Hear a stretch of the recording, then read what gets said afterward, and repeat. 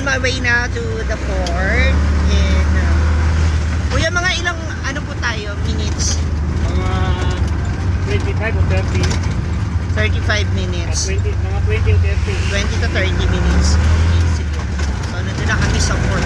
Every hour naman po yung, ano, no? Yung barko. Mga 11:30, 1, So aabot ako ng 11:30 na biyahe natin. up siguro, Okay. So, see you there. Surigao. So, from Surigao, diretso na yung sasakyan ko na bus papuntang Cagayan de Oro. See ya! So, nandito na tayo ngayon. Pamasahin natin ay 495. So, pasok na tayo. Kasi nakabayad na tayo. So 10:40 from biyahe.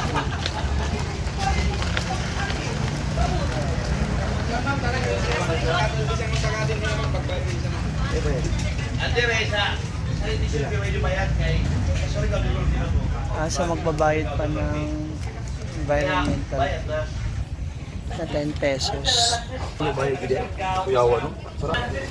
Pasok na tayo.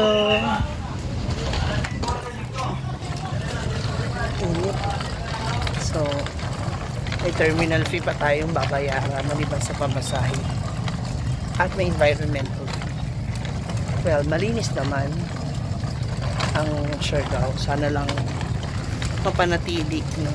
Magtuloy-tuloy ang pagpapanatili ng malinis na kapaligiran dito at ng environment ng Siargao para mas lumakas pa ang kanilang tourism. Sakto yung ating biyahe kasi diretso boarding na. So pagkababa ko ng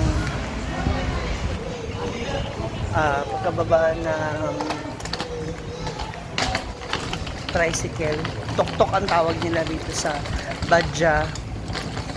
Diretso na. Ano na to? Wala akong seat number.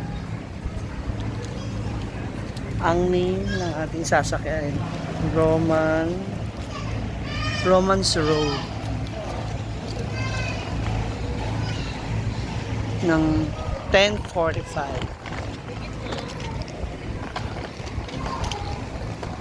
Romans Road. Saan ba? Ito. Hindi yung kabila.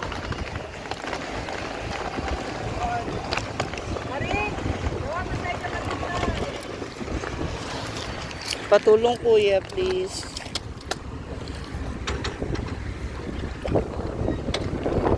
Bakit na tayo?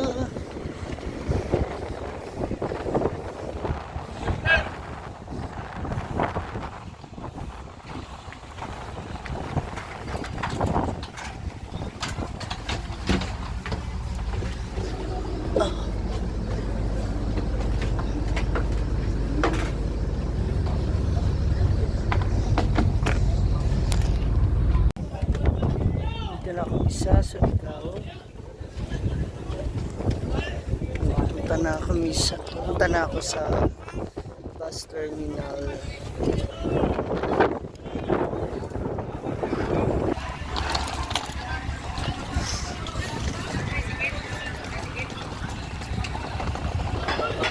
Diretso na ako ng bus terminal.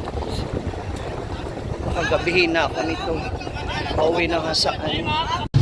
So natapos na tayo mag-lunch now, going to bus terminal, dire-diretso na tayo. So hopefully matime niya natin yung bus going to Cagayan de Oro para dire-diretso na. Meron din mga van dito. Doon din sa terminal. Doon din sa terminal. So para dire-diretso tayo ng biyahe.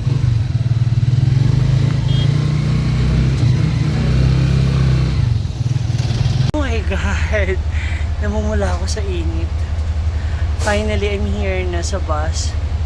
So, 3 PM daw ang alis dito. Diretso na ng Cagayan de Oro. Parang ang pulo-pulo ko dito. Dito na lang. Ang init sa labas. Tapos nakaganito pa ako. Hindi kasi yung biyahe namin ba, syempre. Mainit dito sa basa sa haba-haba ng oras. So, okay na rin itong ganito.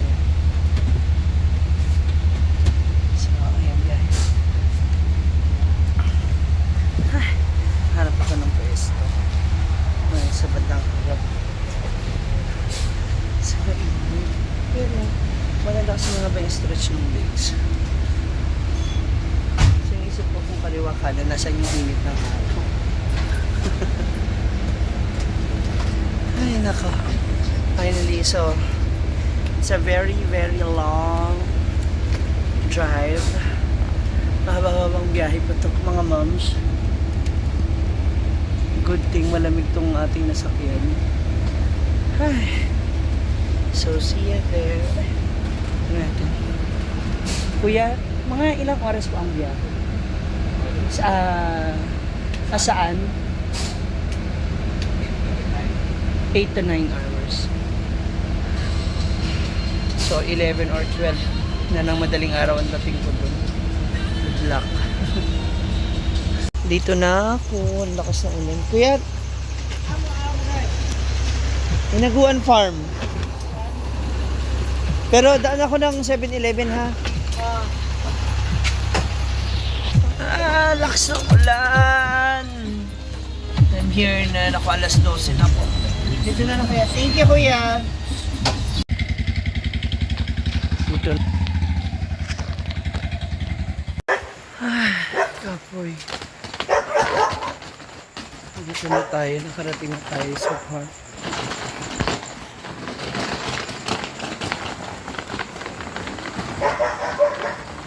Asa na mga madlang people?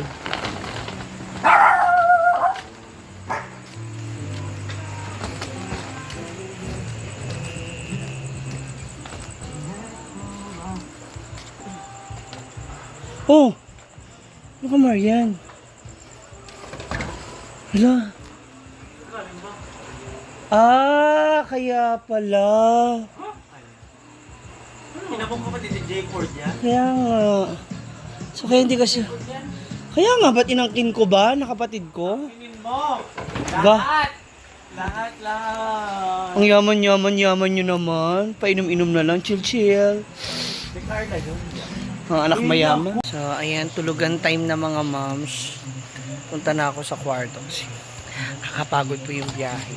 May mga bisita nga pala dito ngayon sa Inaguan Farm. So, tomorrow is another day. Namiss ko ang Mom's Eatery. Namiss ko kayong lahat. So, 1:30 na. So, good morning night na mga moms. Okay, pahinga na kasi nagkapoy na mayo. Good night everyone!